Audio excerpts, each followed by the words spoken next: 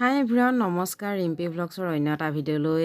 আপোনালোক সকলোকে স্বাগতম জনাইছোঁ আৰু এইফালে হ'ল আমাৰ দেহা আমি ওলাইছোঁ এফালে যাবৰ কাৰণে দেহাৰ বোলে দাঁতৰ আলুবোৰ খুব বিষ হৈছে আৰু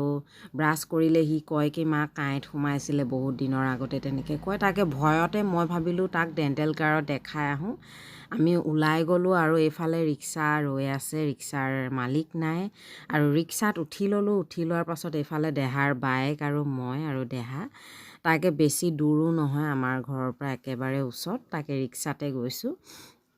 আহি পাই গ'লোহি আহি পাই বহি আছোঁ প্ৰথম আমিয়ে আৰু এইফালে দেহাই দেখিছেনে মুখখন দেখাই দিয়া বুলি কওঁতে দেখাইছে আৰু এইফালে দেহাৰ বাইক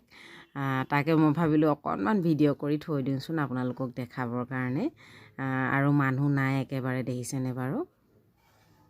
আমি তিনিটাই তাৰমানে বহি আছোঁ এইফালে চাওক দেহাৰ এক্টিংবোৰ চাওক আধা ঘণ্টামান হৈ গ'ল আধা ঘণ্টামানৰ পাছত মানুহ কিন্তু হৈছেগৈ লাহে লাহে আৰু আমি একেবাৰে বহি লৈ টিভি চাই আছোঁ দেখিছেনে বাৰু ডাক্তৰ অহাই নাই ডাক্তৰ আহি লৈও আমি চালোঁ আৰু এইফালে দেহাক দিলে দাঁতৰ আলু বিষ নহয় আচলতে দাঁত ওলাবৰ কাৰণেহে হৈছিলে আজিলৈ আহোঁ বাই বাই।